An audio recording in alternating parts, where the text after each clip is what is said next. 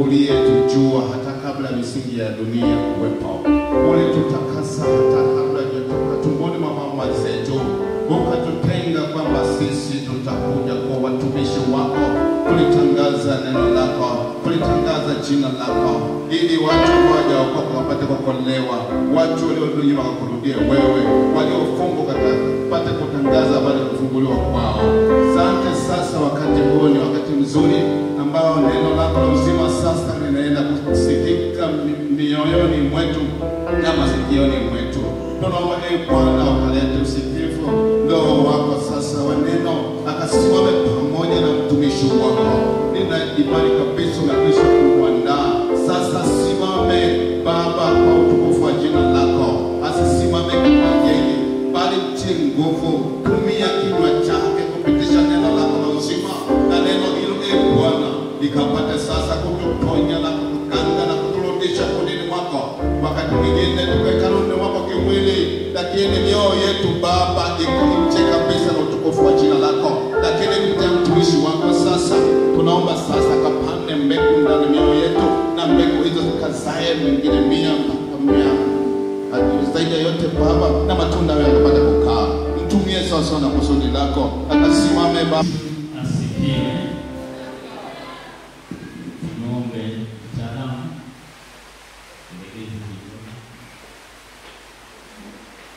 haleluya. Mungu atakatifu ya Bwana. Naomba basi kuingia na mikono ya mtakiana amani. Bwana Yesu asifiwe. Haleluya. Kusanyiko takatifu la Bwana. Basi niombe tufungue Biblia zetu kwa walio na Biblia. Wangapi wana Biblia? Barikiwe na Bwana. Basi tufungue katika maandiko matakatifu. Mathayo 24, tutasoma mstari wa kwanza, wa pili na wa tatu. Kama ilivyoandikwa, neno linasema, Yesu akaenda zake, akatoka hekaluni, wanafunzi wake wakamwendea ili wamwonyeshe majengo ya hekalu. Naye akajibu akawaambia, hamyaoni haya yote?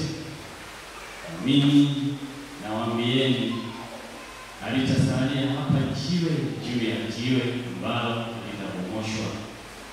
Mstari wa 3 anasema, hata alipokuwa ameketi katika mlima wa Mzeituni, wanafunzi wake wakamwendea kwa faragha wakisema, tuambie, mambo hayo yatakuwa lini? Nayo ni nini dalili ya kuja kwako na ya mwisho wa dunia? Tuombe.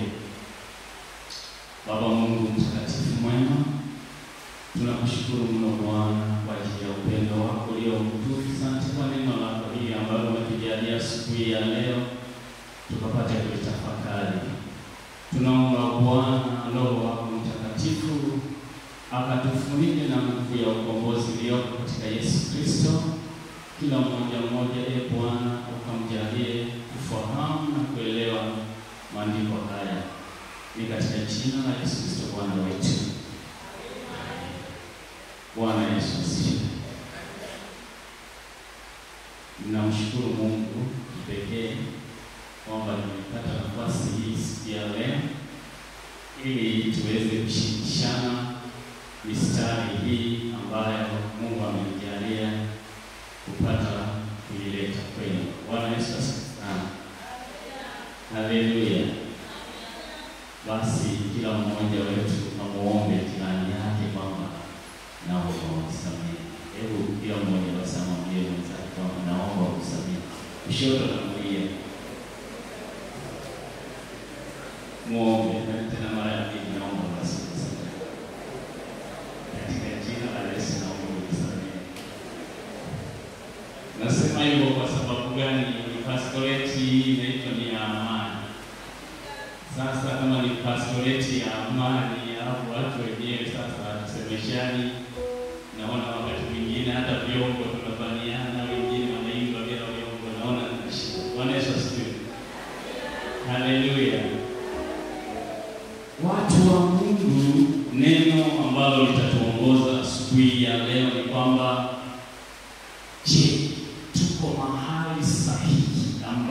Yesu anapenda tuwe?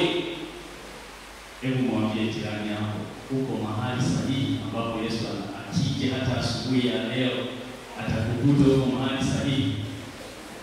Bwana Yesu asifiwe. Niseme jambo hili kwamba kuja kwa Yesu Kristo kuko karibu sana, na ni wajibu wa kila Mkristo kujiandaa kukaa mahali sahihi ambapo Yesu anapenda kuja kutuchukua. Nimesema ameenda kutuandalia mahali ili mahali alipo na sisi tuwepo mahali pale. Bwana Yesu asifiwe sana. Lakini shida ipo moja, kwamba kuja kutuchukua sio shida. Shida ni kwamba wewe unajijua. Wewe unajijua, kwa sababu Yesu kuja kukuchukua tayari anakufahamu, anajua mioyo yetu, anajua hata matendo yetu. Pia anajivunia wale wateule watakatifu walioko duniani wanapendwa mbinguni. Anajivunia kama uko mahali sahihi ambapo Yesu anapenda uwe. Yaani kitendo cha kuja kutwaliwa hakina shida. Shida ni wewe unajijua.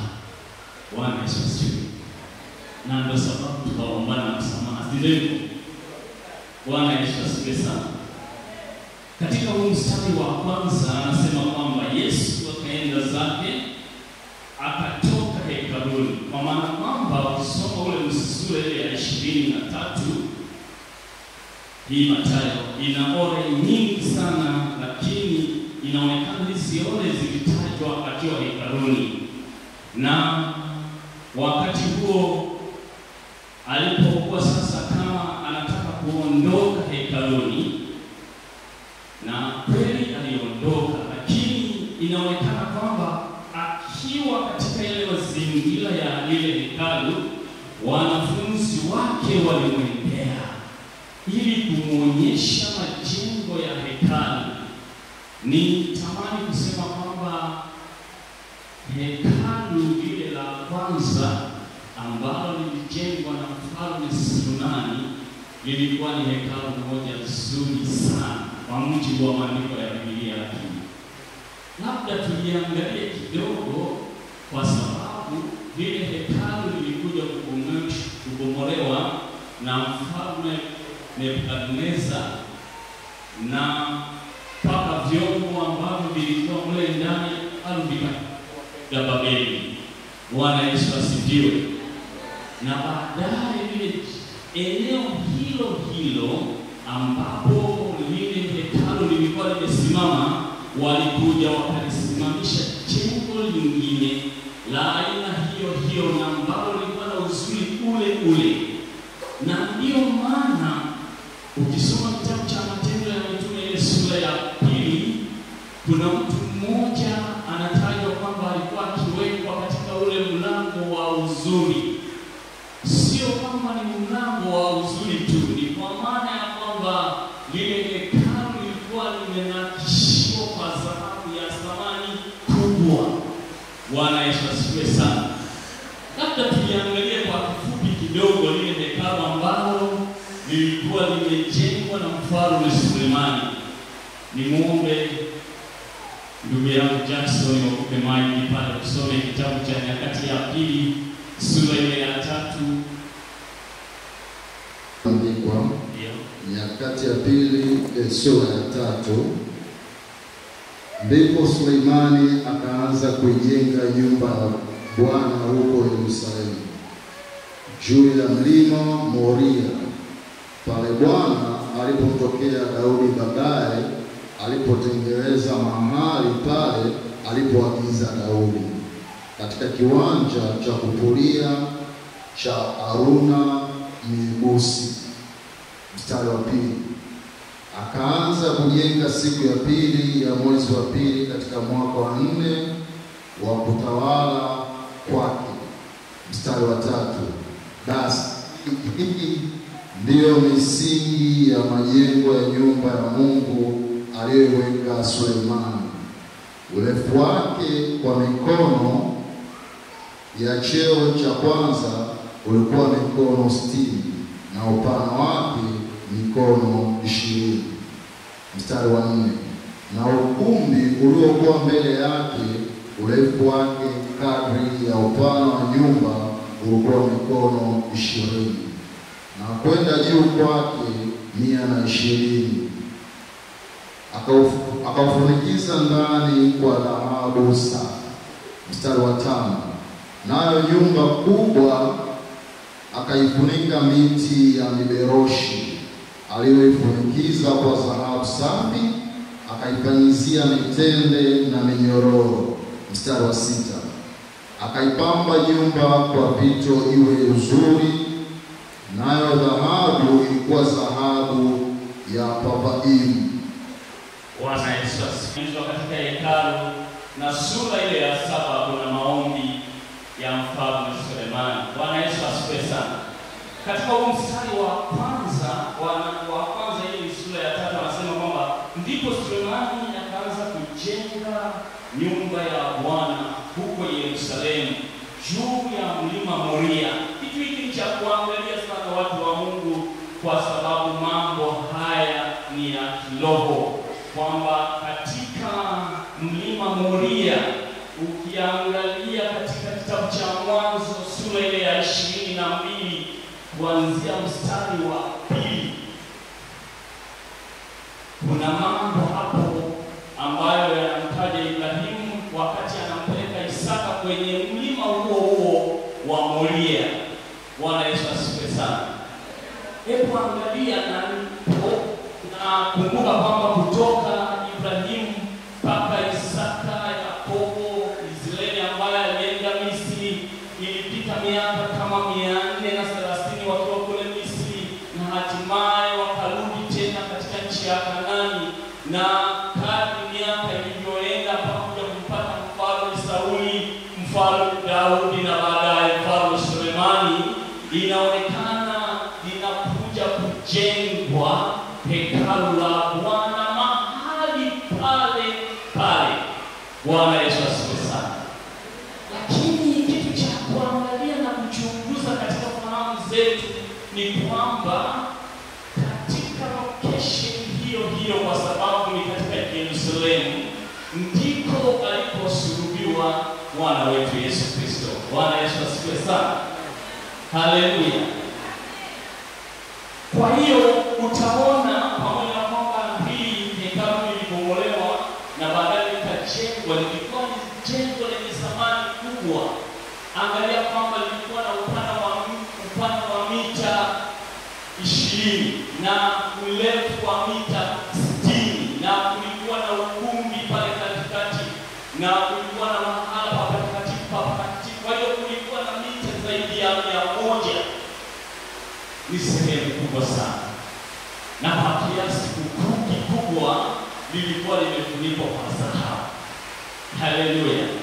Na ukisoma ule mstari wa 7, sura ya 7, inaonyesha kwamba siku sasa baada ya yale maombi na baada ya kukamilika ile jengo, wanaenda sasa kutoza bill. Kanisa pamoja na mfalme Sulemani zilitolewa ng'ombe zaidi ya 22,000. Bwana Yesu asifiwe. Mimi nilipoiona ile mstari nikasema, kumbe hata sisi kwenye Pasaka kuna hata ng'ombe sio kosa. Hebu tumchapie Yesu Kristo makofi mazuri. Bwana Yesu asifiwe sana. Lakini pamoja na haya mstari, neno ambalo linatuongoza asubuhi ya leo ni kwamba je, tuko mahali sahihi ambapo Yesu Kristo anapenda tuwe? Bwana Yesu asifiwe. Ni kwamba pamoja na uzuri wa ile jengo, pamoja na namna ambavyo wanafunzi walitamani, unaporudi katika ile Mathayo, watakatifu wa Mungu, haya mambo ni ya muhimu sana katika nyakati hizi za leo. Bwana Yesu asifiwe. Katika ile Mathayo 24, huu mstari wa kwanza tunapouangalia, anasema Yesu akaenda zake akatoka hekaluni, na wanafunzi wake wakamwendea ili kumuonyesha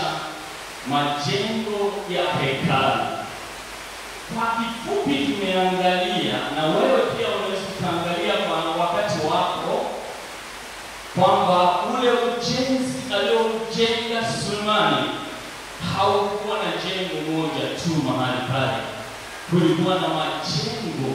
Ndio maana hapa ukiangalia Kiswahili kilichotumika ni kwamba wanafunzi walimwendea ili kumuonyesha majengo ya hekalu. Bwana Yesu asifiwe. Sasa tumaini la wanafunzi lilikuwa ni kwamba ikimpendeza au ikiwezekana Yesu afurahie yale majengo.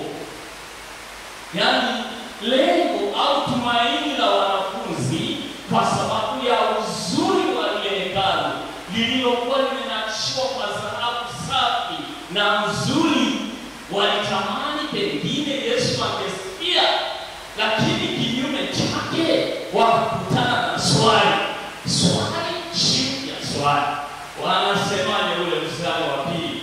Naye akajibu akawaambia, hamyaoni haya? Hapa watu wa Mungu, hamyaoni haya ni mambo ambayo hayaonekani kwa wakati huo. Bwana Yesu asifiwe sana. Haleluya, watu wa Mungu. Yaani wewe umenunua kitu kizuri, kinang'aa, umemchukua ndugu yako au rafiki yako kwenda kumwonyesha, ukitarajia kwamba yatakana la kusifia kwamba hongera bwana. Na ndicho walikuwa wanatumania wanafunzi, kwamba yawezekana wakaambiwa hongereni kwa jengo zuri, kwa hekalu zuri. Ndugu yangu, maana ya kusema kwamba je, tuko mahali sahihi ambapo Yesu anapenda kuwe, ni katika huu mstari. Katika dunia hii tunayoishi leo, watu wana fedha, watu wana mali, watu wana vitu kabisa. Nasema kwamba utajiri dunia tunayoishi leo, utajiri uko juu sana. Mtu kununua gari la kutembelea na milioni 500, 600, 700. Ninachotamani tukifahamu hapa, Wakristo wenzangu, ni kwamba kwa nini Yesu Kristo alikuwa tofauti na yale ambayo wanafunzi walikuwa wakihitaji, kwamba walimpeleka kumwonyesha yale majengo, lakini yeye akasema hamuyaoni haya? Hapo tunapaswa kutafakari kwamba kwa nini hakufurahia kazi ya binadamu, kwa sababu jengo au kazi nzuri kama mahali hapa mnavyoona jengo ni nzuri, lakini bado ni kazi ya binadamu. Kazi ya binadamu mbele za Mungu ni sifuri, hata kama ingekuwa na mamilioni ya shingapi. Bwana Yesu asifiwe sana. Na hii ni shida kwa watu wa Mungu, ni shida kubwa, kwa sababu mahali ambapo kuna uhitaji wa pesa, mtu yuko tayari hata kumkana Bwana, mtu yuko tayari kupambana ili kufanikisha kupata pesa, lakini hatuko tayari kupambana ili kupata ule ufalme ambao ni kusudio la Yesu Kristo. Bwana Yesu asifiwe. Yesu anasema kwamba ni hapa na madini tofauti yenye thamani kubwa, bado Yesu anawaambia hawayaoni haya. Na hiyo ndio iliyopelekea wamfuate, kwa sababu hawakuamini. Katika maombi ya Sulemani, ile sura ya 6, Sulemani anaomba akiwatakia wana wa Israeli, hata kama wakitenda dhambi, kama atamrudi Bwana na kuomba, akiwa ameelekezea uso wako katika ile nyumba ya Bwana ambapo jina la Bwana lilikuwa limewekwa mahali pale, sanduku la Bwana lilikuwa limewekwa mahali mle ambapo palikuwa ni mahali patakatifu pa patakatifu. Walikuwa akili yao imejengeka na kusimama mahali pale. Nini ambacho ningetamani sisi leo kituhamishi. Hii tunasoma ni Mathayo 24. Katika ile Mathayo 25 kuna habari ile ya wanawali 10. Ndio. Na unaposikia wanawali si msichana. Msichana wa Yesu ni kanisa. Na kanisa ni wewe na mimi. Bwana Yesu asifiwe sana. Sasa mule ndani ya kanisa, kwa sababu ile ilikuwa inaongelea kuhusu wale watu ambao wamebatizwa, watu ambao ni ndugu. Ndugu ni watu waliobatizwa, wacha Mungu. Lakini mule kuhesabu inasoma sio nzuri sana kwamba kuna 5 upande mmoja na kuna 5 upande mmoja. Ile habari sio nzuri. Hebu fikiria tulivyokaa vizuri. Alafu half of that, nusu ya hapo wengine hawatafaa na wengine wafaa. Hapana. Mimi nilikuwa natamani kwamba wote tulioko humu tufunikwe na nguvu ya ukombozi wa Yesu Kristo. Bwana Yesu asifiwe sana. Haleluya. Kwa hiyo Yesu aliyasema haya akimaanisha kutuhamisha kutoka kwenye kutegemea vitu na mali. Tumtegemee Yesu tukijua ya kuwa hata kama usipougua utaishi, lakini kuna saa na siku moja utalala. Bwana Yesu asifiwe. Haleluya watu wa Mungu. Kwa hiyo kila kitu ambacho unakiona ni cha thamani utakiacha. Jamani, sio watu ambao walikuwa na milioni ya fedha hapa Tanzania. Next na mimi sipata hizi sana. Hivi kuna gari yake hata moja ambayo alichimba kwa kile wakasema hii nzuri sana endelea. Umekuja uchi. Umekuja huko tuku na utarudi huko. Bwana Yesu asifiwe. Kwa hiyo Yesu alikuwa anamaanisha kwamba Israeli walikuwa na Wayahudi walikuwa wamewekeza fahamu zao, matumaini yao katika lile jengo, katika lile hekalu. Na kile ambacho kanisa hata leo wakati mwingine katika maisha yetu, kwa sababu kuna mali, kuna fedha, tumaini letu liko katika mali, tumaini letu liko katika fedha. Niombe mtumishi wa Mungu, hebu hamisha tumaini letu lihame kutoka katika mali. Ni sio vibaya kuwa na fedha, sio vibaya kuwa na mali, sio vibaya kuwa na majengo mazuri ya kuishi. Andiko lenyewe linasema kwamba mtajenga nyumba nzuri na mtakaa humo.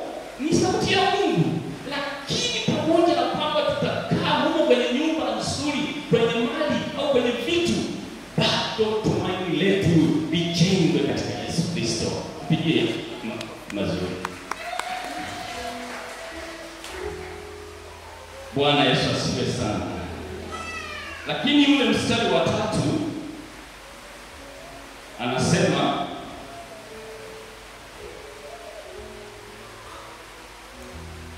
hata walipokuwa wameketi katika mlima wa Mizeituni, wanafunzi wake, hata alipokuwa ameketi katika mlima wa Mizeituni, wanafunzi wake walimwendea kwa faragha wakisema, tuambie mambo hayo yatakuwa nini?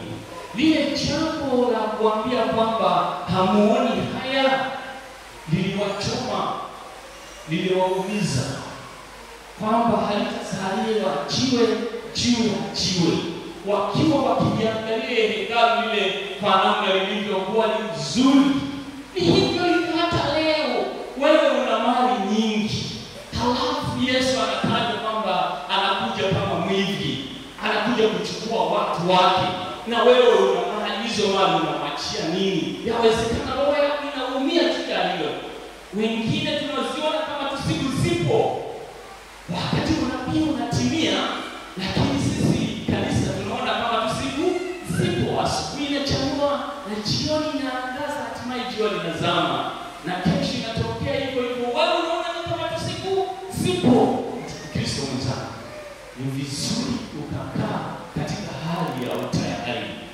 Tumeambiwa kwamba katika Petro ya kwanza tuishi kama wapitaji. Bwana Yesu asifiwe sana. Sasa anaposema hapa kwamba hata alipokuwa ameketi katika mlima wa Mizeituni, wanafunzi wake walimwendea kwa faragha wakisema, tuambie mambo hayo yatakuwa lini? Nayo ni nini dalili ya kuja kwako? Mimi katika habari ya dalili tungekuwa na muda tungechambua, lakini muda hautoshi. Tuangalie hata dalili pamoja basi. Bwana Yesu asifiwe. Hebu tuangalie kitabu cha Timotheo ya kwanza sura ya 4. Somaji, unaweza kusoma? Timotheo ya kwanza sura ya 4. Basi Roho anena waziwazi ya kwamba nyakati za mwisho wengine watajitenga na imani, wakizisikiliza roho zidanganyazo na mafundisho ya mashetani. Nyakati za mwisho wengine watajitenga na imani, kwa sababu kwanza hizi roho zimetajwa katika Ufunuo. Ukisoma kitabu cha Ufunuo sura ya 16, labda nisome tu kwa haraka. Bwana Yesu asifiwe sana. Ukisoma kitabu cha Ufunuo sura ya 16, tasoma ule mstari wa 13 na wa 14. Anasema kwamba nikaona roho tatu za uchafu zilizofanana na vyura. Isome kuanzia wa 14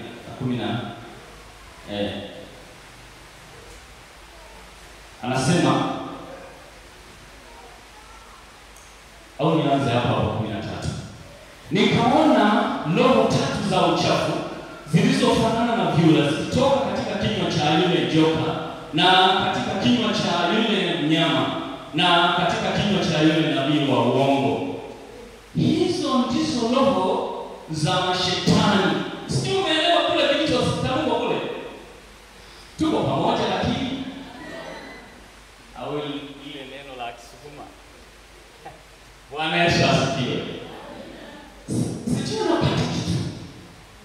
Wataalamu wetu hapo unapata kitu, lakini kule zimesema ni roho zidanganyazo. Sivyo? Lakini hapa zinafunuliwa kwa uwazi. Ni roho za nani? Za mashetani, zifanyazo ishara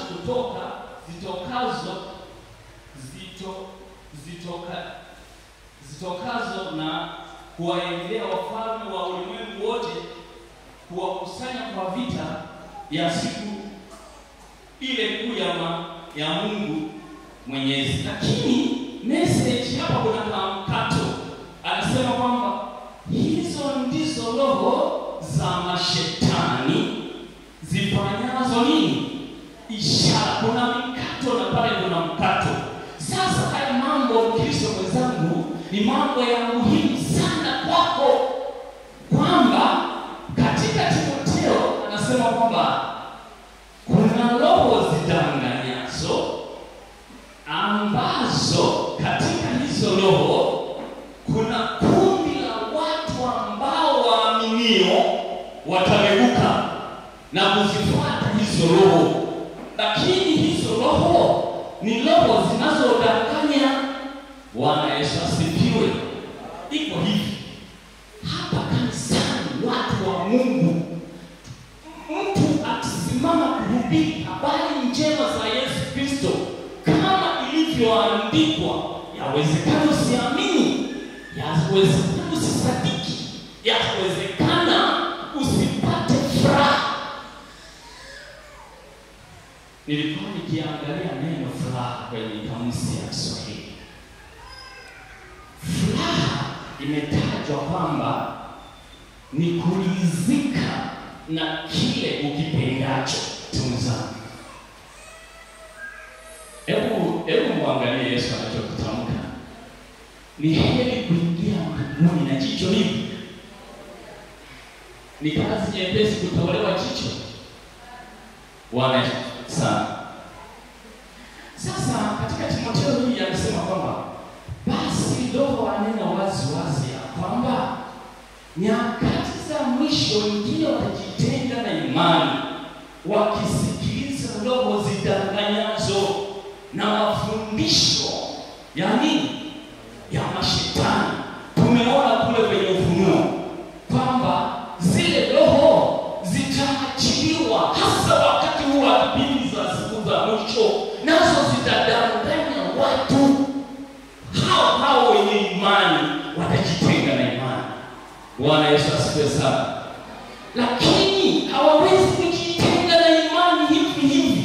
Kuna sababu itakayosababisha watu wajitenge na imani. Tuangalie kitabu cha Mathayo 24 na mstari ule wa 24. Bwana Yesu asifiwe. Haleluya, kusanyiko la Bwana. 24 nasema hivi: kwa maana watatokea makristo wa uongo na manabii wa uongo, nao watatoa ishara kubwa na maajabu, wapate kufanya nini? Wapate kanisa la Mungu. Tuko pamoja? Msomaji, kusoma mahali pale ili watu wasikie. Mathayo sura 24 mstari wa 24. Nasoma kama ilivyoandikwa. Amina. Kwa maana watatokea makristo wa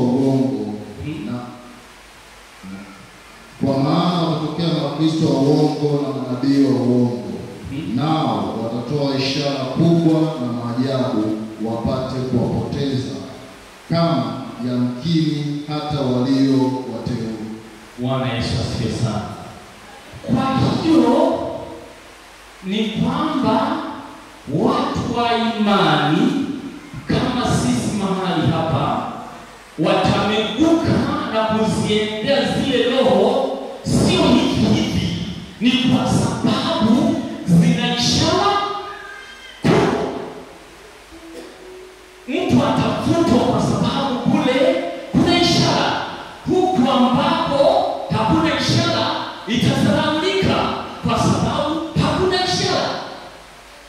Kuna nabii mmoja alikuwa nikimwangalia katika nchi ya Zimbabwe, anauza maji ya upako mpaka semitrela 3 mpaka 4. Hivi watu wa kununua semitrela 3-4 za maji ni watu wachache, mamilioni na watu. Kwa hiyo utaona kwamba Biblia haidanganyi. Inasema wakati huo watu wengi watajitenga na imani, wakifuata roho zidanganyazo. Roho zile watazifuata kwa sababu zina ishara kubwa. Haleluya, watu wa Mungu.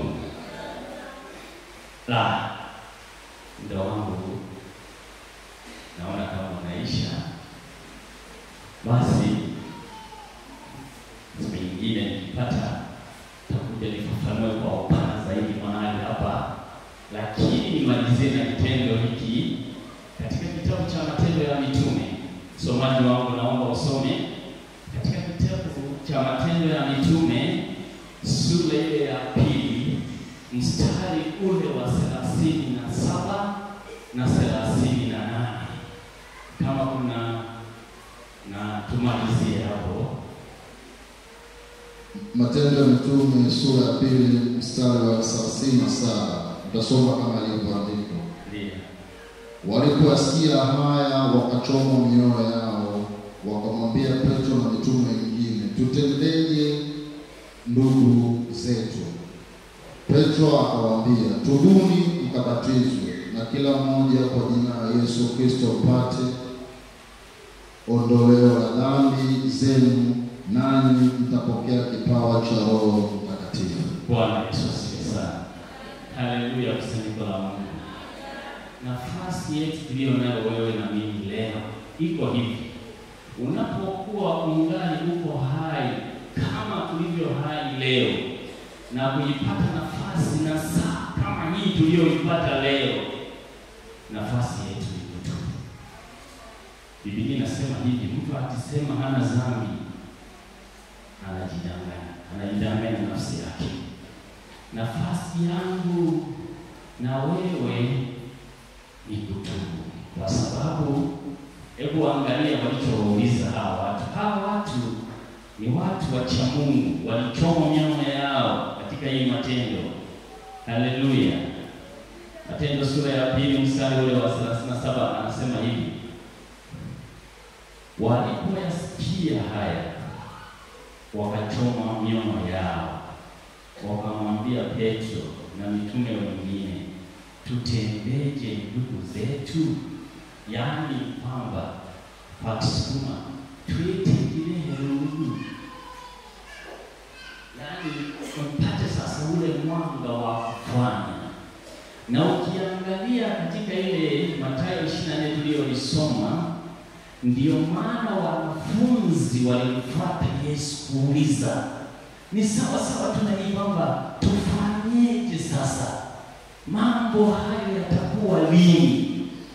Haleluya, kusanyiko la Bwana. Lakini Petro, angalia anachokisema mstari ule wa 38.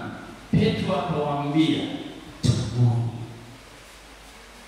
mkapate ondoleo la dhambi. Naomba tusimame watu. Namba aliye Bwana katika maisha yetu haya, na pia